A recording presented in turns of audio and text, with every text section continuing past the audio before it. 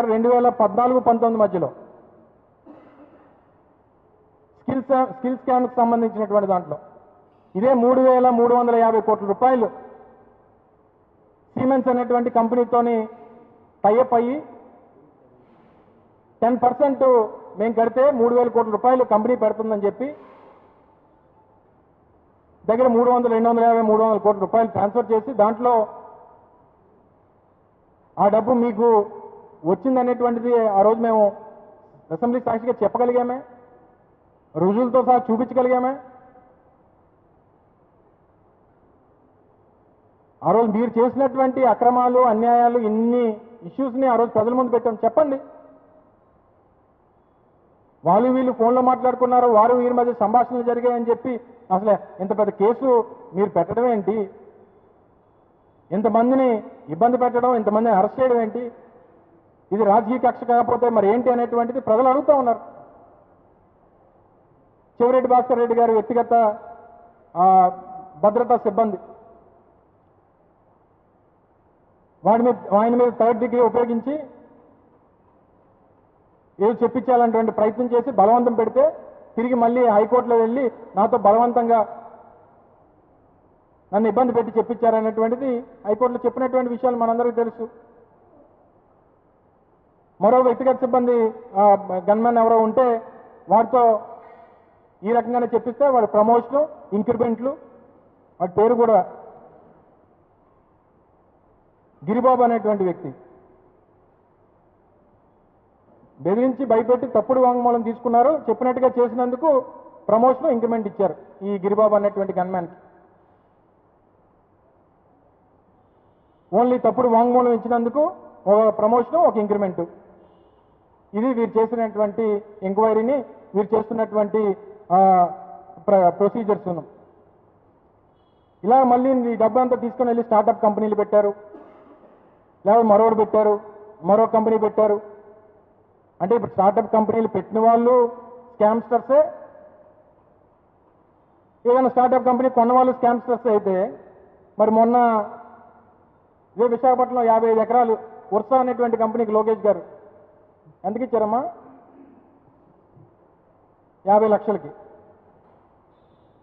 అనేటువంటి జీవో చూశాను. 99 పైసలు కొంతమంది అంటున్నారు, 50 లక్షలు కొంతమంది అంటున్నారు. నాకు తెలిసి బహుశా 5-5.5 కోట్ల రూపాయలు విలువ ఉంటుంది ఒక్క ఎకరం. ఫిబ్రవరి 14-15 తారీఖున నమోదైనటువంటి కంపెనీకి ఏప్రిల్ నెలలో 500 దగ్గర 59 ఎకరాలు కొత్త స్టార్టప్కి ఊరు పేరు లేనటువంటి ఉర్సాకి ఇచ్చేస్తే అది బ్రహ్మాండమైనటువంటి పెట్టుబడి వచ్చేసింది. 1000 మందికి ఉద్యోగ అవకాశాలు వచ్చేస్తే 10,000 కోట్ల రూపాయలు ఇన్వెస్ట్మెంట్ వచ్చిందని చెప్పి మీరు గొప్పలు చెప్పుకోవడమే తప్ప మరి అటువంటిది అది స్కామ్ కింద రాదా? అది ఇవన్నీ చేసి ఎంత చేసి ఈరోజు మిథున్ రెడ్డి గారిని కేవలం వారి ముఖ్యమంత్రి గారి సొంత జిల్లా అని, నా సొంత జిల్లాలో పెద్దిరెడ్డి గారి కుటుంబం ఉండడానికి వీల్లేదు, వారితో రాజకీయంగా నేను ఎదుర్కోలేను, చదువుకున్నటువంటి రోజుల నుంచి పెద్దిరెడ్డి గారిని నేను ఎదుర్కోలేకపోతున్నాను, ఇప్పుడు నాకు అధికారం ఉంది కాబట్టి ఏదో రకంగా వారిని ఇబ్బంది పెట్టాలి అనేటువంటి ఒక తాపత్రయం మాత్రమే కనబడుతుంది తప్ప ముఖ్యమంత్రి గారికి ఇప్పుడున్నటువంటి ప్రభుత్వానికి ఏమీ లేనటువంటి, ఏ రకమైనటువంటి ఎవిడెన్స్ లేకుండా మూడోసారి ఎంపీగా పనిచేస్తున్నటువంటి మిథున్ రెడ్డి గారిని అరెస్ట్ చేశారు. మళ్ళీ దీనికి లింకు మిథున్ రెడ్డి గారు అయిపోవడం మళ్ళీ జగన్మోహన్ రెడ్డి గారి మీద ఈ రకంగా తప్పుడు కథనాలు రాయడం, ఆయన్ని మళ్ళీ అంటే దీని ప్రకారం మళ్ళీ జగన్మోహన్ రెడ్డి గారిని కూడా ఏదో రకంగా అరెస్ట్ చేయాలనేటువంటి ప్రయత్నం కనబడతా ఉంది. దీనికి మళ్ళీ బిగ్ బాస్ జగన్. దేనికి బిగ్ బాస్ జగన్? ఈ రాష్ట్రంలో అనేక వ్యవస్థల్లో మార్పులు తీసుకుని వచ్చి అనేక అభివృద్ధి కార్యక్రమాలు చేసి పోర్టుల నిర్మాణం, ఎయిర్పోర్ట్ నిర్మాణం, మెడికల్ కాలేజీల నిర్మాణం, ప్రభుత్వ పాఠశాలల నిర్మాణం, గ్రామ సచివాలయ వ్యవస్థలు, ఇలాగ అనేక రకాలైనటువంటి మార్పులు తీసుకొచ్చిన దాంట్లో బిగ్ బాస్ జగన్ చంద్రబాబు నాయుడు గారు నా ఉద్దేశంలో ఆయన బిగ్ బాస్ దేనికంటే పిల్లనిచ్చినటువంటి మామని వెన్నుపోటు పొడిచి ఆ పదవి లాక్కోవడంలో బిగ్ బాస్ చంద్రబాబు నాయుడు గారు. ఆ రాజకీయంగా కుట్రల మీద కుట్రలు కుతంత్రాలు వెన్నుపోట్ల మీద రాజకీయంగా ఎదిగినటువంటి దాంట్లో బిగ్ బాస్ చంద్రబాబు నాయుడు గారు. తను ముఖ్యమంత్రి అయినటువంటి తొలినాళ్ళల్లోనే ఏలేరు స్కామ్ మీ అందరికీ తెలుసు. మహా అయితే ఎకరానికి మీ అందరూ వ్యవసాయ కుటుంబాల నుంచి వచ్చారు, మనకు కాస్త అవగాహన ఉంది దాని మీద. ఎకరానికి ఎన్ని చెట్లు ఉంటాయి? కొబ్బరి చెట్లు 40 నుంచి 50 మ్యాక్సిమం. కానీ ఏలేరు స్కాము అప్పట్లో రైతుల దగ్గర నుంచి కొట్టేసినటువంటి డబ్బుల్లో ఎకరానికి 1000 చెట్లు చంద్రబాబు నాయుడు గారి హయాంలో ఆయన ముఖ్యమంత్రిగా ఏలేరు స్కాము. 7 కేసుల్లో బెయిల్ మీద ఉన్నాడు చంద్రబాబు నాయుడు గారు. స్టే తీసుకుని వచ్చి బెయిల్ మీద ఉండి ఈరోజు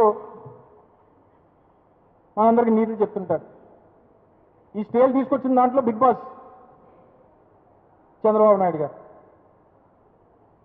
ఆపద్ధర్మ ముఖ్యమంత్రిగా అంటే 2003లో అనుకుంటా అక్టోబర్ 1వ తారీఖున ఆయన మీద బాంబ్ బ్లాస్ట్ జరిగితే సింపతి వస్తుందని చెప్పి ముందస్తు ఎన్నికలకు వెళ్ళాడు.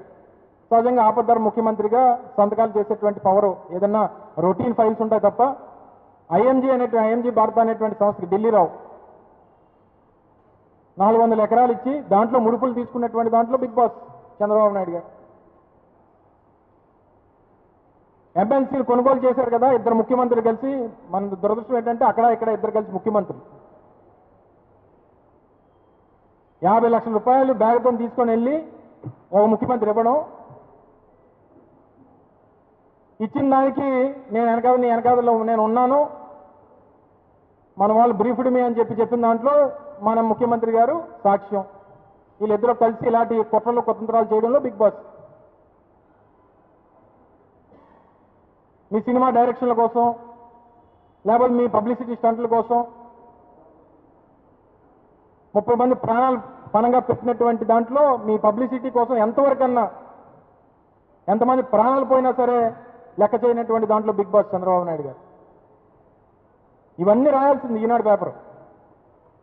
మా బిగ్ బాస్ చంద్రబాబు నాయుడు గారు ఇవన్నిటిలో ఆరితేరిపోయారు, వీటన్నిటికీ బిగ్ బాస్ మా చంద్రబాబు నాయుడు గారు అని చెప్పి రాసుంటే బ్రహ్మాండంగా ఉండేది. మొత్తం సేలు ఒకసారి పెరిగిపోయేది రాష్ట్రం అంతా. ఎంతకని 15 సంవత్సరాల నుంచి పడుతున్నారు బాధలు. 15